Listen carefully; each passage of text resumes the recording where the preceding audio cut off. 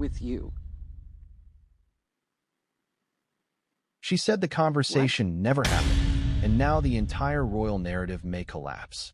In a stunning twist no one saw coming, Princess Anne has broken her silence and directly accused Meghan Markle of fabricating a story that shook the world. This isn't just a denial. It's a full-scale royal rebuttal, calling Meghan's racism claims a lie and a case of weaponized victimhood. Why didn't speak now? What does this mean for the monarchy? And how is Meghan's team responding behind the scenes? Stay with us, because what you're about to hear could change everything you thought you knew about the royal feud. Before we continue, please hit the like button, subscribe to the channel, and turn on the notification bell for updates.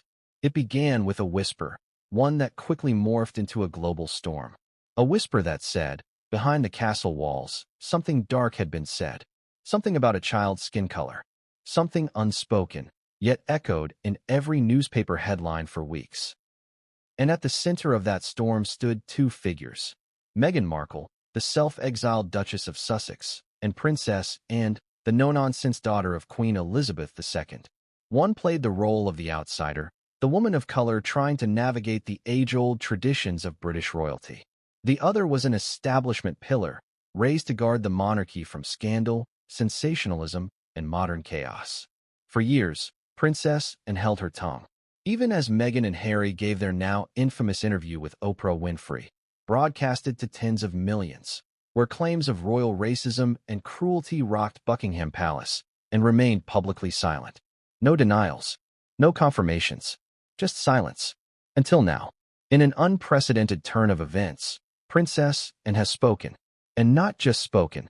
She has gone on record to directly challenge Meghan Markle's explosive claims. In a move both startling and strategic, and stated with unnerving clarity, those conversations never happened. I was there. Then, without flinching, she added what may go down as one of the most scathing royal rebukes in modern memory. She weaponized victimhood. It is not just the words that matter here. It's who said them, and has long been regarded as the royal family's most private, most disciplined figure. She's not the type to seek the spotlight, chase public sympathy, or enter feuds with in-laws in front of cameras. For her to step forward now, with these exact words, suggests one thing and one thing only: she believes something has gone too far. So, what changed? Why did Princess Anne decide to break years of royal silence? Why now?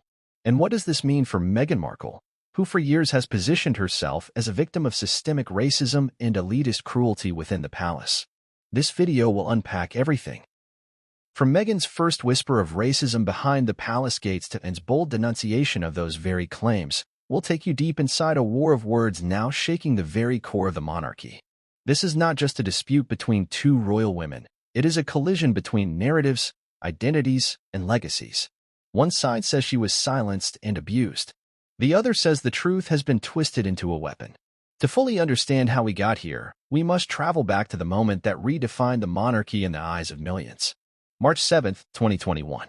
Oprah Winfrey leans forward, eyebrows raised, and asks Meghan Markle, "Were you silent, or were you silenced?"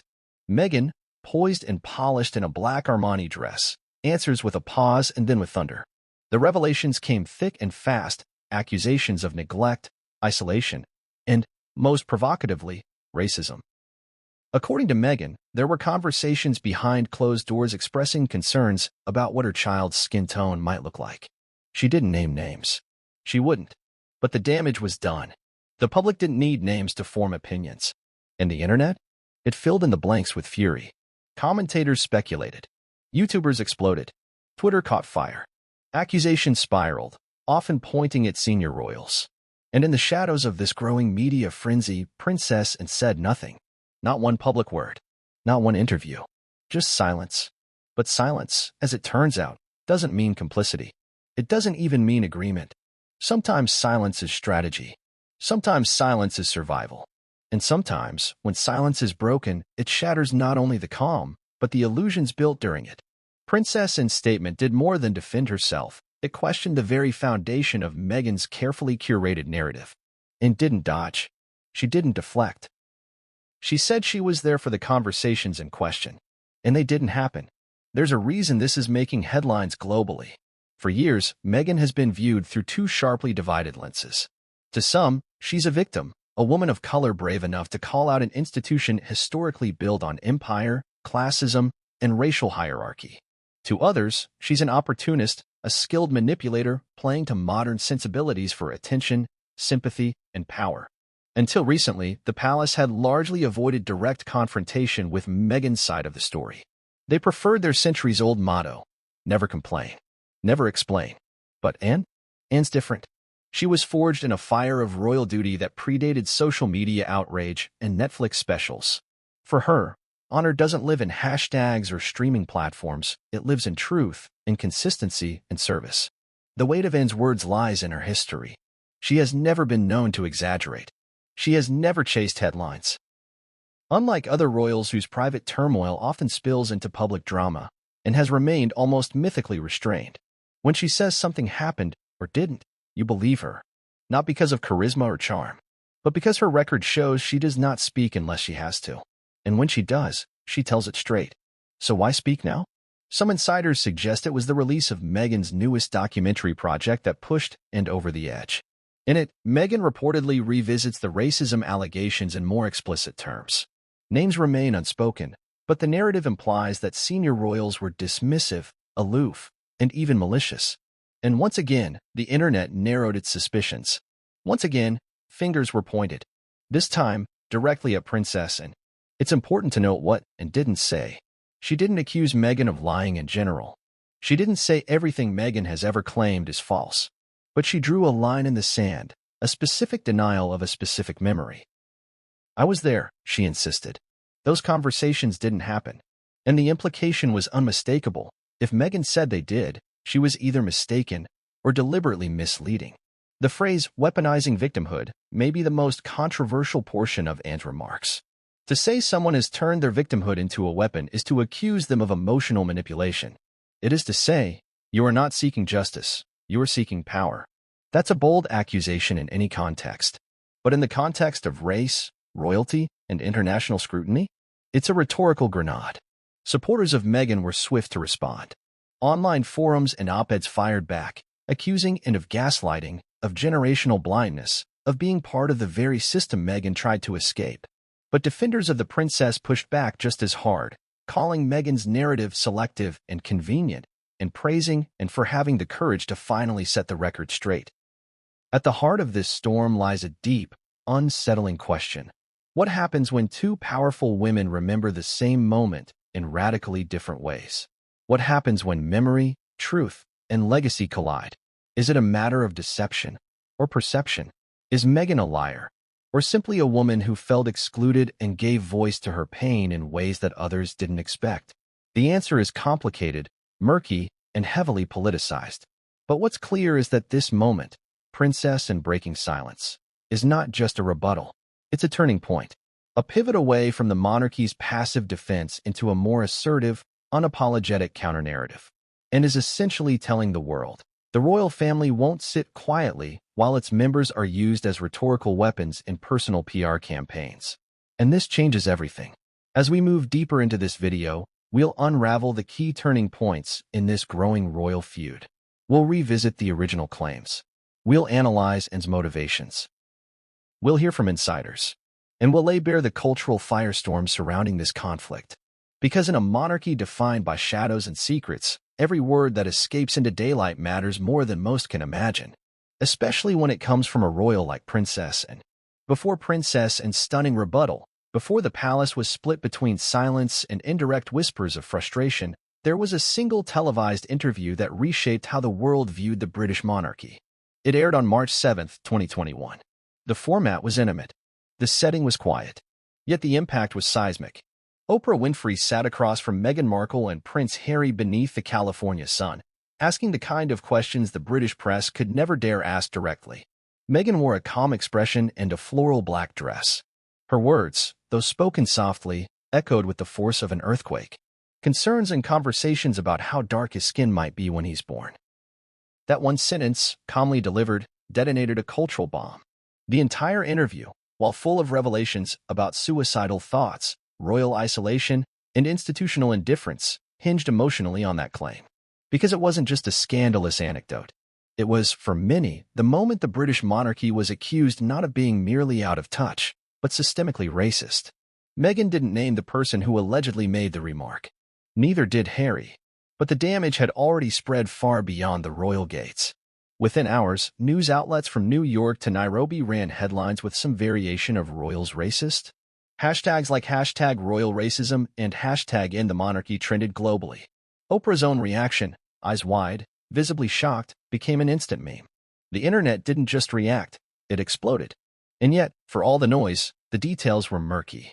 Was it a one-time remark or an ongoing pattern of prejudice? Was the comment made out of genuine concern or unconscious bias? Did it come from a place of ignorance, malice, or somewhere in between? Most crucially, who said it? In the days that followed, royal sources tried to do damage control without contradicting Meghan directly. The palace released a carefully worded statement.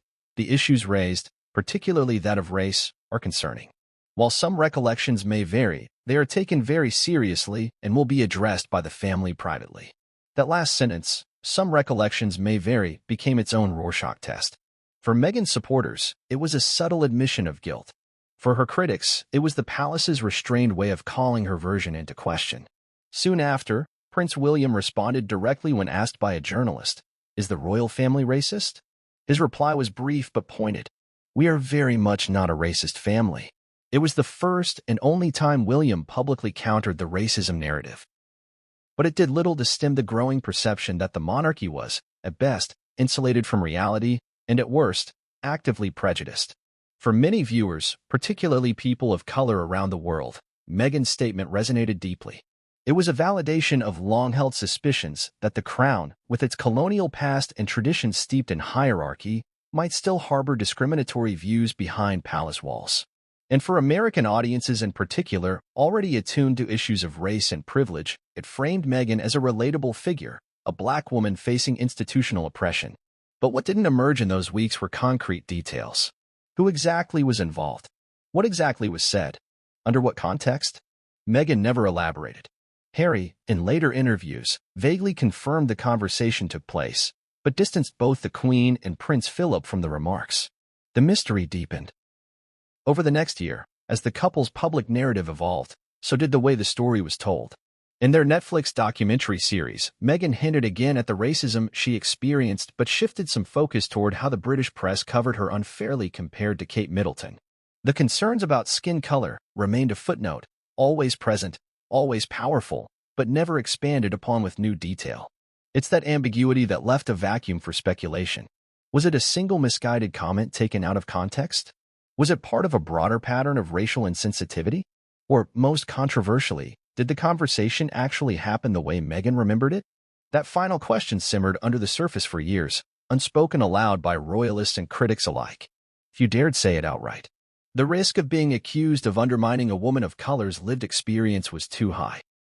But privately, among royal aides, former staffers, and some extended members of the family, there were murmurs. Murmurs that perhaps the story didn't line up with what others remembered.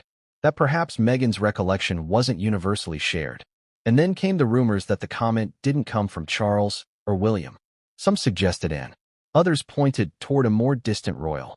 The fact that no one took ownership or was named made the allegation simultaneously explosive and amorphous.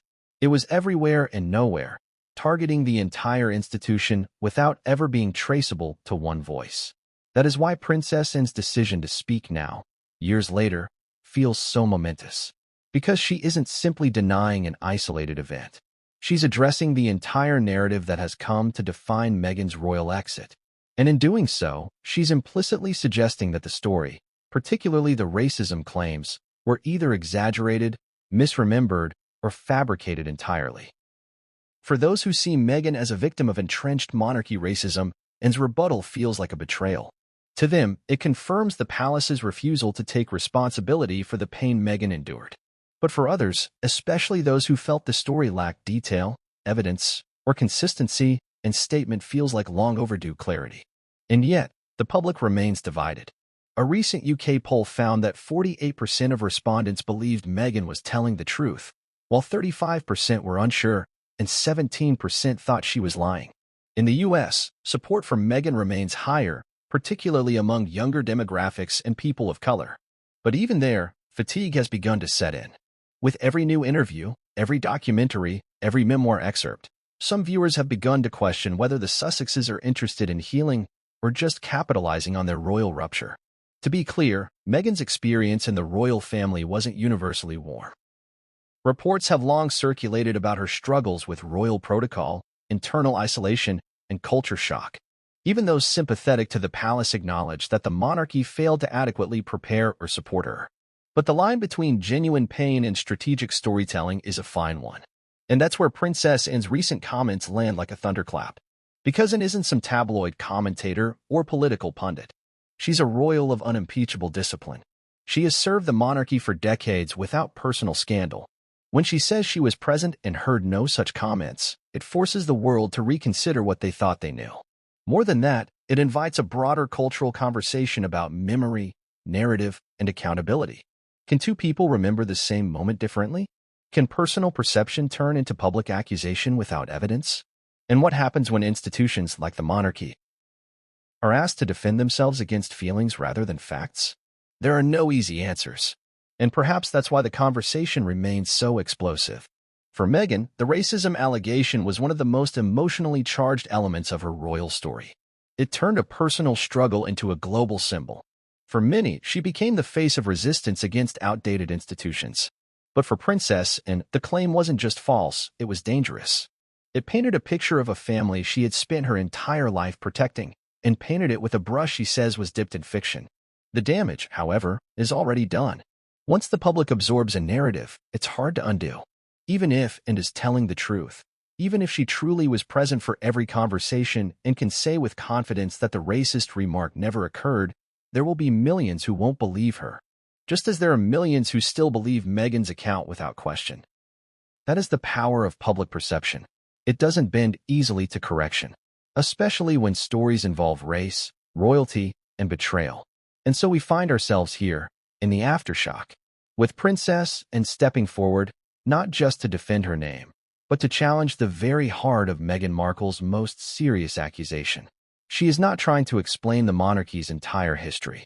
She's not denying that racism exists in Britain, or even within its institutions. She's saying something far more specific.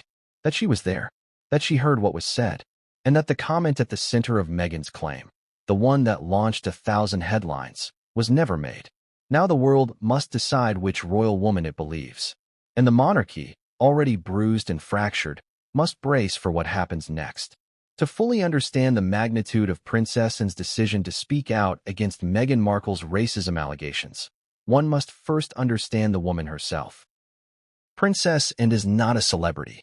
She is not known for glamorous headlines, tabloid appearances, or attention-seeking drama.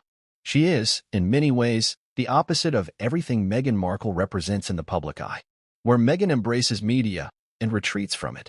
Where Meghan has built a brand on personal storytelling and emotional transparency and has become synonymous with restraint, duty, and an unwavering commitment to the royal institution. Born on August 15, 1950, Princess Anne is the second child and only daughter of Queen Elizabeth II and Prince Philip. From the beginning, Anne was raised under the strict and formal code of royal life. But unlike her brothers, especially Charles, Anne did not grow up with the same level of public attention or grooming for the crown. That gave her a unique freedom, a space to grow into her own identity within the royal framework. She used that space not for rebellion, but for service. And in doing so, she became a royal anomaly, respected, rarely controversial, and deeply effective behind the scenes. Throughout her life, Anne has carried out thousands of royal engagements, often more than any other member of the royal family in a given year. She has supported over 300 charities, military organizations, and professional bodies. She's traveled extensively, often to places overlooked by more high-profile royals. And yet, despite her enormous workload, she has rarely sought the spotlight. There are no Netflix deals in her name, no confessional interviews, no memoirs, no leaks. Only a long, steady trail of service and silence, and is known within palace walls for her sharp wit and sharper tongue. She has a reputation for being no-nonsense, even blunt. Staffers who have worked with her describe her as efficient, intelligent, and extremely private. She's not cold, but she is practical. She values action over sentiment. And she has little patience for dramatics, especially those she perceives as self-serving. It is precisely this temperament that makes her public statement about Meghan Markle so shocking. Because Anne doesn't speak unless she absolutely must. She doesn't chase interviews, and she certainly doesn't indulge in personal feuds. Her decision to speak out was not a knee-jerk reaction. It wasn't designed to go viral. It was calculated, precise, and, most importantly, rooted in her belief that the truth of the monarchy had been fundamentally misrepresented. Within the royal family, Anne has long held a unique role. She is the sibling everyone respects, even if they don't always agree with her. While Charles, now king, has been consumed with the political and ceremonial duties of the crown and has remained the monarchy's workhorse. Her calendar is always full, her commitments are long-standing, and her approach is deeply traditional. She doesn't meddle in politics. She doesn't court the media. She shows up, does the job, and leaves. It's also important to note that Anne's approach to race and diversity, while less vocal than Meghan's, has been consistent. She has visited Commonwealth countries for decades, engaged with communities of color, and supported organizations working in developing nations. Unlike the modern mode of activism, Anne's involvement has been quiet, institutional, and grounded in long-term service rather than public statements. That's not to say she's perfect or above criticism. But her record shows a deep and often overlooked engagement with issues across global lines. When Anne says the racism conversation never happened, she is not merely protecting her family's image. She is defending her own legacy of integrity. Because for someone like Anne, reputation is not built on charisma or camera angles. It is built on decades of showing up, doing the work, and not wavering under pressure. Anne's sense of duty is rooted in her upbringing. Queen Elizabeth II was a monarch who believed in stoicism, neutrality, and public restraint. Prince Philip, Anne's father, instilled in his children a strong sense of service to country above personal comfort. That military-style discipline shaped Anne more than any other royal. She learned early on that royalty is not about being adored, it's about being reliable. That philosophy often put her at odds with the younger generation of royals. While Diana, and later Meghan, embraced emotion, openness, and media connection, and remained a symbol of the old guard. She didn't believe in spilling private grievances to the press. She didn't believe in airing palace conflicts publicly. And she certainly didn't believe in trading family loyalty for public sympathy. To those close to Anne, Meghan's approach to royal life was always bound to clash with the princess's worldview. It wasn't just about race or culture, it was about values. Where Meghan saw tradition as a burden to be challenged, and saw it as a sacred responsibility to uphold. Where Meghan sought validation from the public, and sought accountability from within. These opposing views didn't create immediate conflict, but they did create tension, and was reportedly one of the first royals to express skepticism about Meghan's fit within the family. Not because of her background or nationality, but because of her behavior. According to palace insiders, and warned early on that Meghan didn't understand what royal life truly entailed. She allegedly told aides that Meghan was more interested in fame than in duty, and that her presence would bring unnecessary drama to the firm. Whether or not those warnings were accurate is still debated. But what's clear is that Anne's instincts were rooted in experience. She had seen decades of royal highs and lows. She had watched scandals come and go, and she had survived them all by keeping her head down and her principles intact. That's what makes her words now so powerful. When Anne speaks, it is not for applause. It is not for headlines. It is because she believes something essential has been misrepresented. And in this case, that something is the truth. To deny that a racist comment was ever made in her presence is to directly challenge Meghan's memory. It is not a small thing to do. Especially in today's climate, where allegations of racism are treated with seriousness and urgency. But Anne's response is not a deflection. It is a rejection. She's not saying the issue was misinterpreted, she's saying it didn't happen at all. That kind of denial will inevitably spark backlash. But Anne is not someone who fears backlash. She has weathered worse in her career. She was once the victim of a kidnapping attempt. She has faced years of media criticism for her bluntness. She has navigated the monarchy's most turbulent eras without seeking comfort in the public eye. She doesn't need approval. She needs clarity. There's also a generational aspect to consider.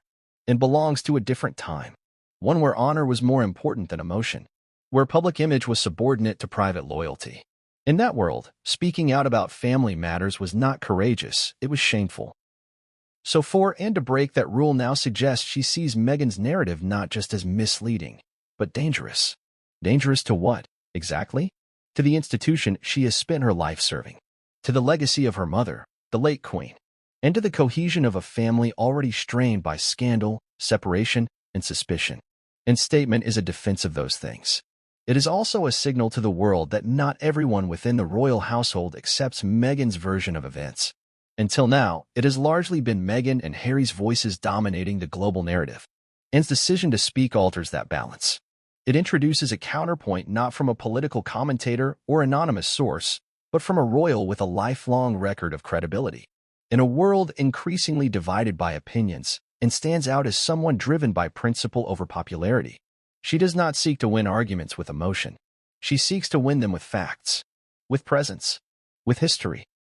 And it is that history that gives her voice its unique power. Princess and is, by many accounts, the monarchy's steadiest hand. She has never courted scandal. She has never chased drama. She has only ever served, with consistency, dedication, and unwavering clarity. So when she says, "I was there," those conversations never happened. The world listens. Because even if they don't agree with her, even if they choose to believe Meghan instead, they cannot deny that Anne has earned the right to speak. And now that she has, nothing within the royal narrative will ever be the same. Princess Anne has never been the type to insert herself into controversy. For decades, she remained the embodiment of restraint, refusing to be swept up in the emotional whirlwinds that have rocked the House of Windsor time and again. Yet here she stands now, not only immersed in the conflict, but also emerging as one of its most decisive voices. What changed? What tipped the balance for a royal so deeply devoted to silence and discipline? The answer isn't simple, but it's rooted in a convergence of events that eventually became too big, too personal, and too dangerous for Anne to ignore. The breaking point wasn't a single moment. It was the accumulation of quiet insults, mischaracterizations, and what Anne reportedly views as a gross betrayal of the truth by someone who once promised to uphold the dignity of the family. For over 3 years, Princess Anne had remained publicly quiet as the drama surrounding Meghan Markle and Prince Harry unfolded. Even as Meghan took to international stages, including talk shows, streaming platforms, and magazine covers, describing her time in the royal family as oppressive and traumatic, and held her silence. She observed the rising tide of public sentiment shift. First, the world reacted with sympathy. Then came a more polarized environment, with defenders and critics of Meghan clashing constantly. Anne said nothing through it all. But behind palace walls, those close to her say the princess was increasingly unsettled by the narrative forming around her family, and by extension, herself. The initial interview with Oprah in 2021 had sent tremors through the institution, but it was the continuation of Meghan and Harry's media campaign over the following years that truly tested Anne's patience. Each appearance seemed to repackage old grievances, presenting them with new emotion but often without new evidence. For Anne, it wasn't just tiring, it was corrosive. Every word left unchallenged felt, to her, like another crack in the royal facade she had worked so hard to preserve. The release of Meghan and Harry's Netflix docuseries marked the first significant shift in Anne's internal stance, sources say. In the series, Meghan implied deeper and more persistent racial undertones in her experience as a royal. Though the language was more polished than in the Oprah interview, the message remained unmistakable. Meghan had been mistreated, possibly discriminated against, and certainly underappreciated. And while the Queen and Charles were spared from direct criticism, the suggestion that unnamed senior royals were guilty of insensitive or prejudiced remarks remained front and center. Then came the memoirs, Harry's book, Spare, in particular. While it focused more on his personal trauma, military service, and sibling rivalry, the undercurrent of pain caused by the institution ran through every chapter. The book painted a picture of a cold, transactional royal family, more concerned with optics than emotions, more comfortable with silence than support. And though not directly targeted, was again placed in the line of fire simply by being part of that system. What few people knew at the time was that Anne had grown increasingly concerned not just about Meghan's accusations, but about the effect they were having on the monarchy's future. She had spent her life safeguarding the royal brand through quiet labor, not flashy speeches. Now, she watched that legacy get dismantled by two individuals who, in her view, misunderstood, or perhaps never truly wanted, the responsibilities that came with royalty. But even that wasn't enough to provoke her public intervention, and still believed that the best way to fight distortion was with dignity. That is, until a private tape, allegedly recorded in early 2025, was leaked to a tabloid in spring of that year. The audio, captured during a meeting Meghan had with her documentary producers, included a line that set the internet ablaze. "I remember exactly what was said. Princess and looked me in the eye and asked how dark my baby might be." It was the first time Meghan's allegations had come close to naming and directly. Previously, the couple had stopped short of publicly identifying anyone, though speculation had always hovered over and, among others. But this leak, whether genuine or manipulated, lit the match. Anne's name was now being attached to the most damning accusation in Meghan's entire narrative, not just as a royal bystander, but as the alleged perpetrator of the remark that sparked international outrage. And once the media caught wind, headlines did the rest. Overnight, the internet filled with commentary. Videos were posted analyzing the clip's tone. Articles resurfaced old images of Anne and Meghan together at public events, scrutinizing their body language. Social media lit up with hashtags like #AnnSaidWhat and #JusticeForArchie. It was no longer about the institution. It was personal. According to those close to the princess, Anne was furious. Not with Meghan for expressing feelings, but for misrepresenting facts.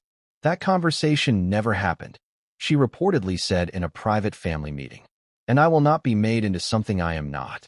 She saw the comment attributed to her as not only false, but character assassinating. She believed that her decades of quiet service, her efforts to modernize parts of the monarchy behind closed doors, her advocacy for charities around the world, especially in developing countries, were all being eclipsed by a statement she never made. What many forget is that Anne had long been a champion of inclusion, not through speeches or sound bites, but through action. She visited post-colonial nations during times of political tension, met with indigenous leaders, and helped fund educational programs for underprivileged girls in Africa and the Caribbean.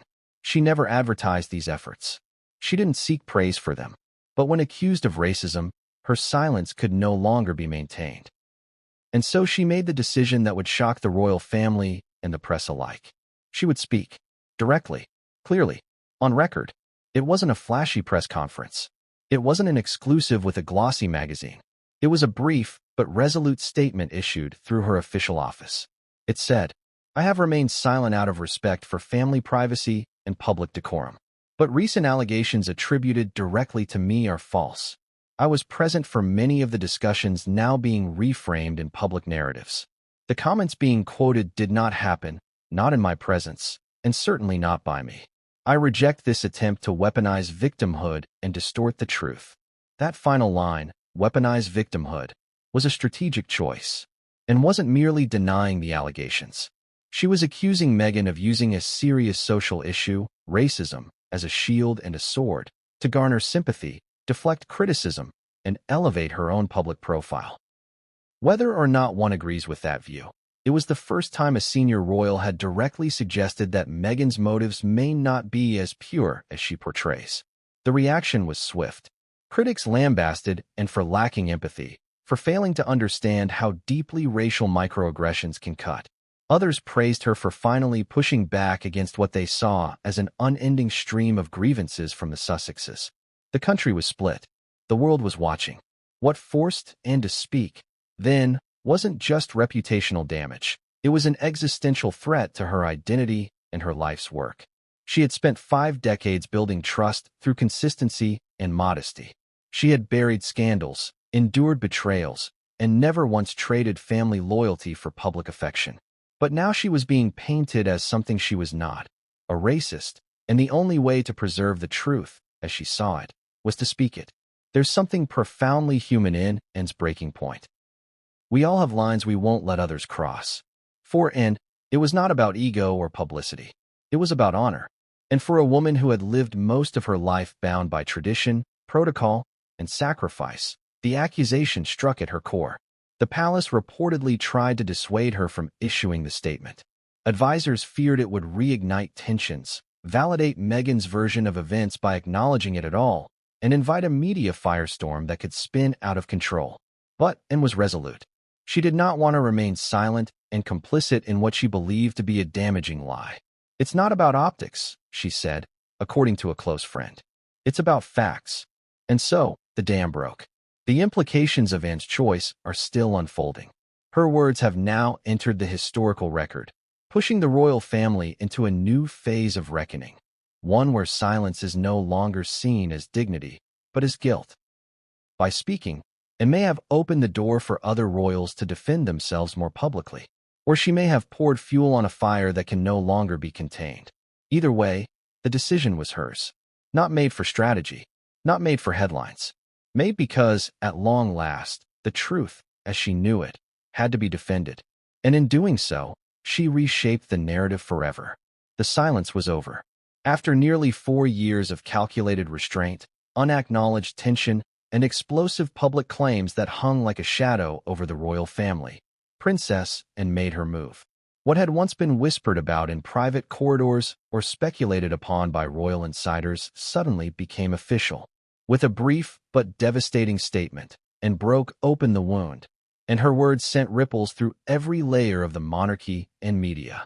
She lied about conversations that never happened. The gravity of that sentence cannot be overstated.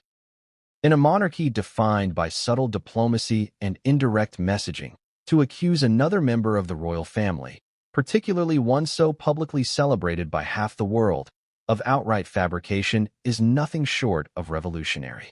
And statement was more than denial. It was a direct challenge to the emotional and social core of Meghan Markle's widely embraced narrative. Up until that moment, the tension between Meghan and the institution had lived in ambiguity. Meghan's interview with Oprah was artful in its phrasing. She didn't name names. She didn't claim definitive proof. Instead, she described concerns voiced behind closed doors, remarks about her son's potential skin tone, an institution that failed to protect her, and a culture that was indifferent to her suffering. These were emotional truths, powerful, resonant, but difficult to verify. For years, that ambiguity worked in Meghan's favor. It gave her plausible deniability while also delivering just enough intrigue to spark outrage and sympathy. The vagueness created space for supporters to fill in the gaps, and many did. Princess Anne, despite never being named, was often floated as a possible suspect in the unspoken racism claim. Online forums dissected her expressions in old photographs. Commentators noted her famously blunt tone and no-nonsense demeanor. She fit the profile not necessarily because of what she said, but because she said so little. And then the alleged tape was leaked, or more precisely, alleged words attributed to Meghan during a private production meeting for a future documentary. It wasn't supposed to reach the public, but it did. And in that moment, the ambiguity disappeared. The implication was no longer vague. It was in. Anne's response was immediate and without hesitation. Those conversations never happened. I was there. There is a sharpness in that phrasing, almost surgical. She didn't say, "I don't recall." She didn't say, "Things may have been misunderstood." She said, "Never happened." The finality of it was unflinching. What followed in the statement, "She lied," pierced through the last vestiges of royal diplomacy, and wasn't simply saying Meghan was wrong. She was saying Meghan had willfully and deliberately distorted the truth. This wasn't about interpretation. This was about character. And then came the final blow, one that would go on to ignite fierce cultural debate. She has weaponized victimhood in a way that damages those who are truly vulnerable. This wasn't a statement made lightly. It wasn't crafted by spin doctors or palace PR specialists. According to multiple sources, and personally drafted the core message of her public rebuttal. She reviewed the language, made revisions, and insisted on its directness. She wanted it to be unmistakable, unflinching, and final. If Meghan's narrative had been built upon feeling silenced, Anne's was built upon feeling smeared. The reactions were immediate and explosive. Supporters of Meghan responded with predictable outrage. Social media platforms exploded with hashtags condemning and as out of touch, dismissive, and emblematic of the very structures Meghan had exposed. Some called it a racist dog whistle. Others accused Anne of attempting to silence a woman of color by undermining her lived experience. But just as many rose to Anne's defense. For years, critics of Meghan had been waiting for a moment like this, when someone within the family would finally speak with precision rather than platitudes. To them, and was the first to offer clarity, not confusion. She said exactly what she meant, and she did it without theatrics, without self-pity, and without hiding behind institutional vagueness. And there's a reason Anne's words hit with such force. Unlike many figures within the monarchy, Anne has no history of scandal. She has never sold her story, never sought sympathy, and never benefited from the dramatization of her life. In an age dominated by oversharing and emotional appeals, Anne has been the constant, anchored in duty, tradition, and discretion. So when she speaks, the weight behind her words is not just reputational, it's generational. The phrase weaponizing victimhood reverberated far beyond royal circles. Cultural critics seized upon it as the defining line of the confrontation. It crystallized a broader debate playing out in public consciousness. When does sharing personal pain become manipulation? Is it possible for someone to experience suffering and still tell that story in a way that distorts the truth? Anne's statement didn't deny that Meghan may have felt marginalized or isolated. It challenged the accuracy and intent behind how those feelings were portrayed. To be clear, Anne's intervention wasn't without risk.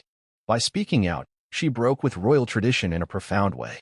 The family motto, never complain, never explain, has been a guiding principle for generations, and violated that rule deliberately, not as an emotional outburst, but as a stand. She knew what she was doing, and she believed it had to be done. Inside the palace, the reaction was mixed. King Charles reportedly asked for calm. His own relationship with Meghan and Harry has been fraught, but he has always tried to maintain a veneer of unity in public. Anne's statement forced his hand. No longer could the palace remain neutral, and had drawn a line in the sand. And standing on that line meant choosing a side. William, by contrast, is said to have privately supported his aunt's boldness.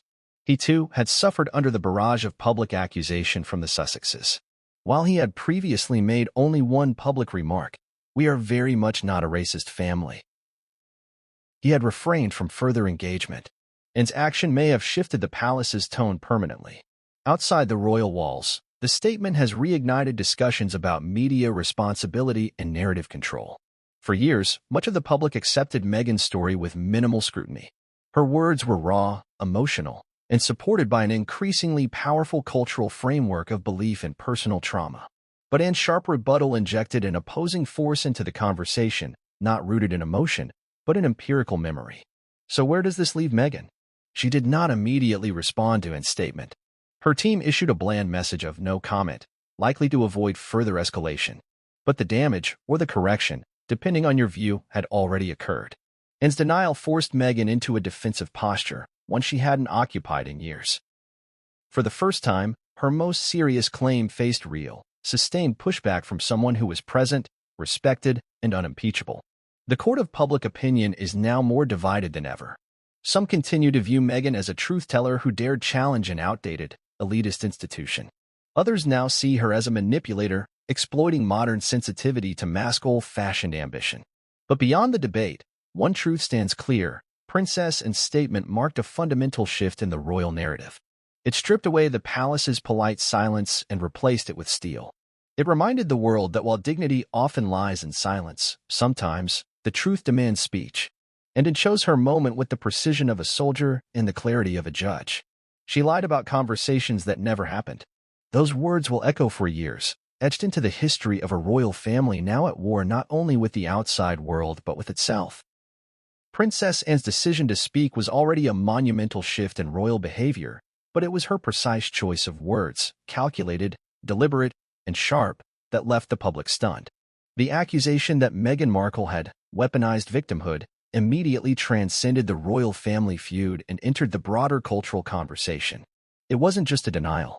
It was a charge of manipulation. But what exactly does it mean to weaponize victimhood? Why did Anne use such a charged phrase, and how has it altered the perception of Meghan's role in the royal narrative? To understand this, we must first break down what the phrase implies. In its most basic form, weaponizing victimhood suggests a person is using their identity as a victim not to seek justice or healing, but to gain power, sympathy, or leverage.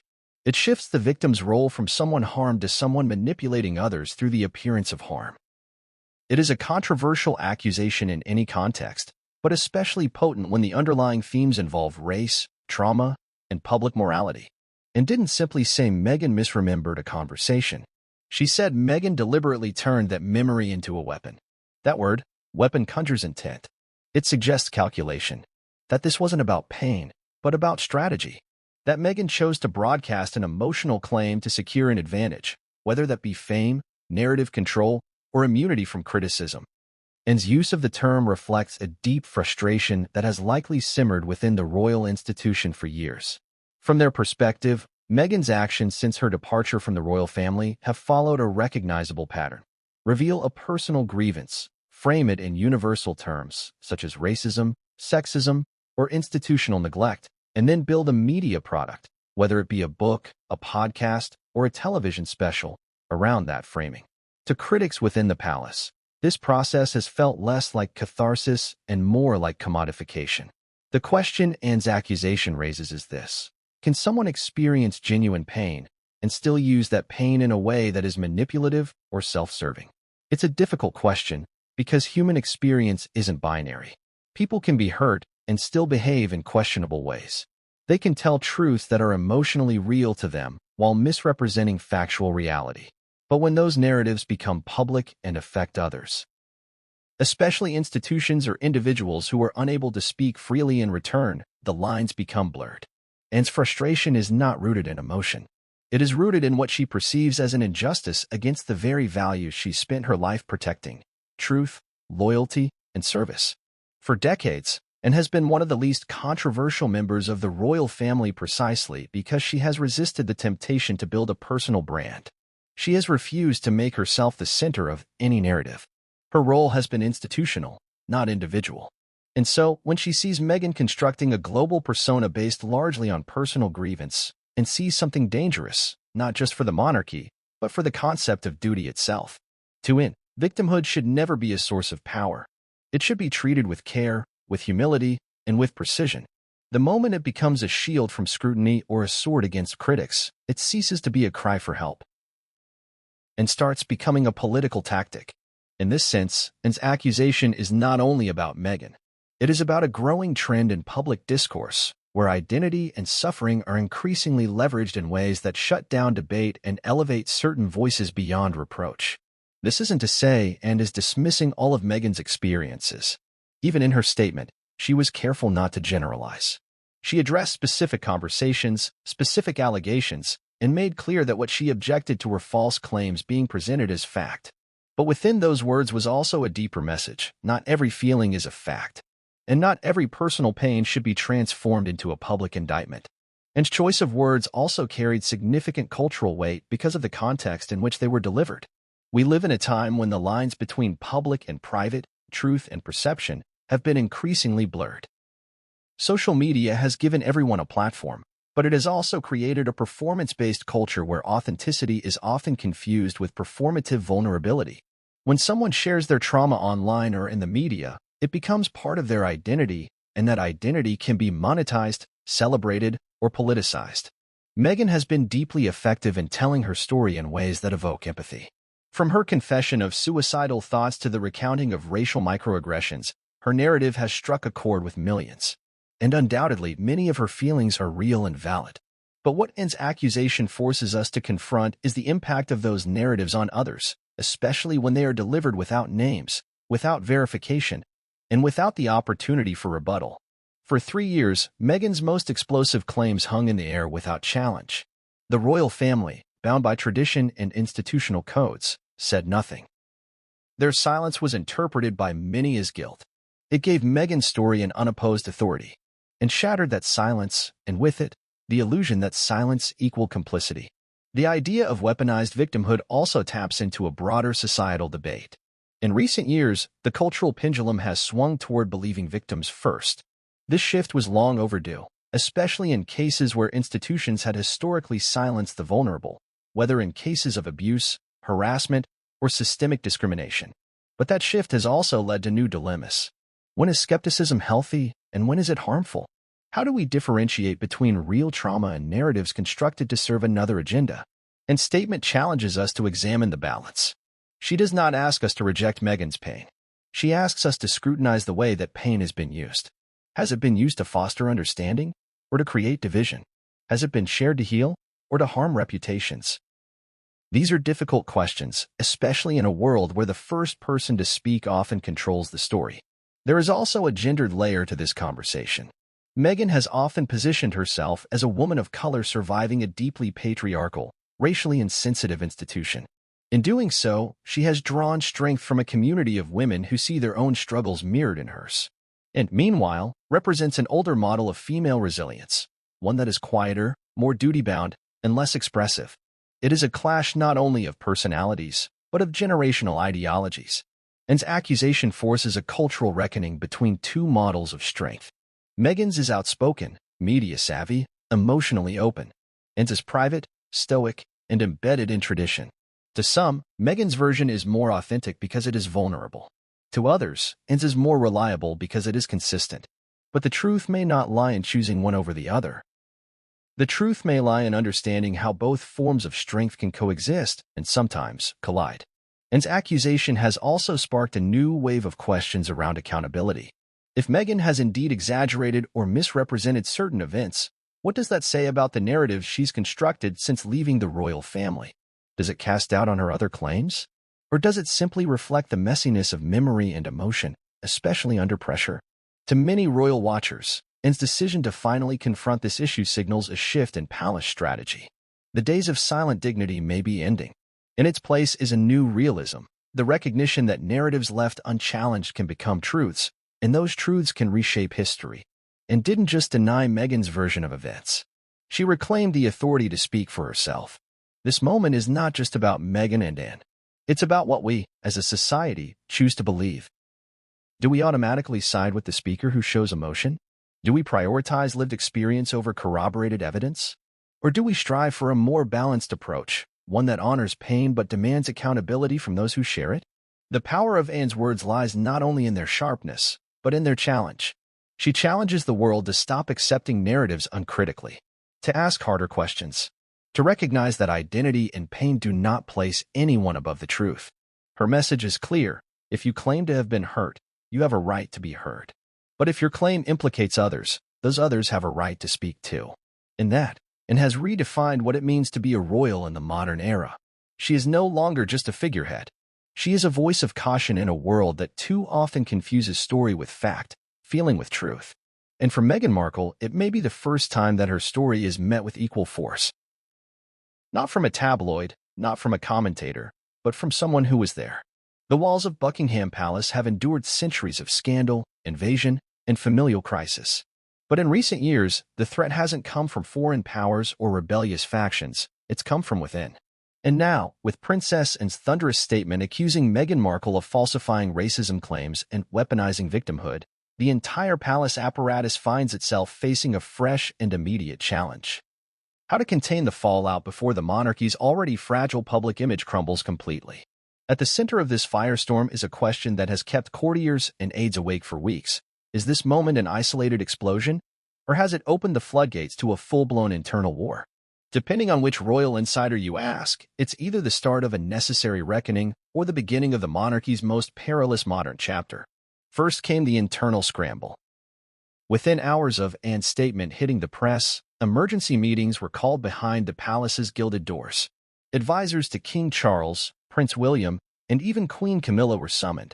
Communications officers reviewed press releases, scanned global headlines, and monitored social media in real time. The damage was immediate. Newsrooms across Britain and abroad ran headlines declaring an all-out royal feud. International commentators weighed in. Celebrities took sides. What had intended as a precise rebuttal was now being treated as a royal missile fired into the heart of House Sussex. King Charles, who had carefully cultivated a delicate balance between family reconciliation and public duty since taking the throne, was said to be visibly shaken by the escalation. Sources close to him describe his response as deeply conflicted. On one hand, he understood Anne's impulse, her loyalty, her desire to defend the family's honor, her lifelong aversion to public misinformation. On the other hand, he also knew that any appearance of the monarchy turning on Meghan would fan the flames of public resentment, especially among younger and more progressive demographics. The king reportedly convened a private council that included several of his most trusted aides and legal advisors. Their challenge was twofold: protect the institution from reputational harm and avoid appearing as though the palace was ganging up on Meghan, a woman who still commands significant global sympathy. Complicating the matter further was the fact that Anne had not consulted the palace's central communications office before issuing her statement. This wasn't a coordinated move. It was personal, and that made it harder to control. Prince William, however, was less conflicted.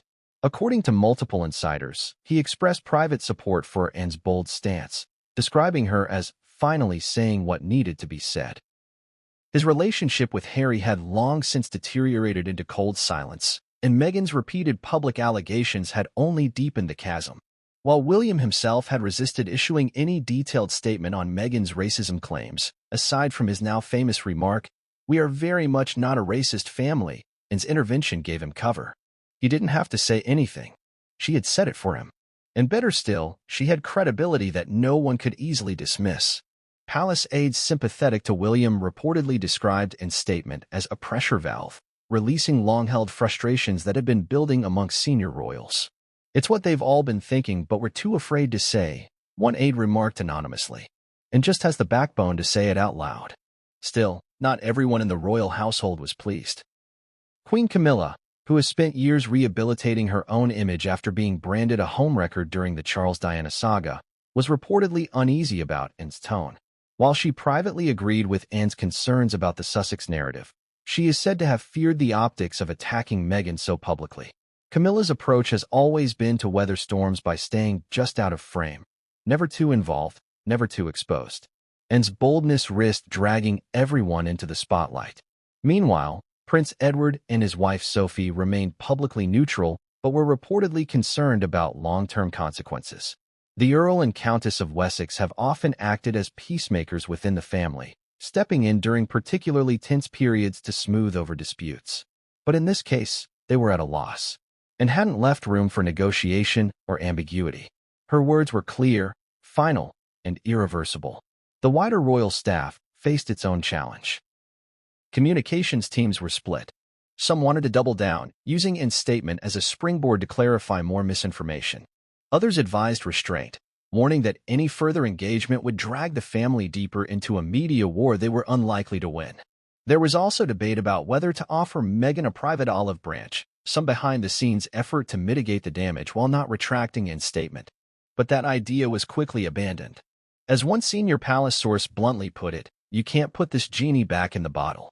And then there was the public to consider. Polls conducted within days of Anne's statement showed a mixed but striking response. In the UK, support for Anne surged. A majority of respondents said they believed her version of events over Meghan's. Many praised her for finally speaking out, calling her the voice of reason in a saga that had gone unchallenged for far too long. In contrast, Meghan's credibility took a hit among British voters, with an uptick in respondents who believed she had exaggerated or misrepresented events. In the United States, however, the reaction was more divided. While some applauded Anne's courage, others viewed the statement as another example of the monarchy dismissing a woman of color's lived experience. Prominent activists and celebrities rallied behind Meghan, accusing Anne of gaslighting and perpetuating a culture of institutional racism. Hashtags like #StandWithMeghan and #RoyalsExposed began trending across social platforms. In the wake of this cultural split, brands associated with the royal family faced pressure. Charities, corporate sponsors, and public institutions began fielding questions about their affiliations. Some organizations distanced themselves quietly, while others remained silent.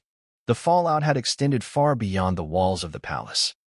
Meanwhile, media commentators began dissecting the palace's next possible move. Would King Charles be forced to issue a formal statement? Would Anne be made to apologize or retract her remarks?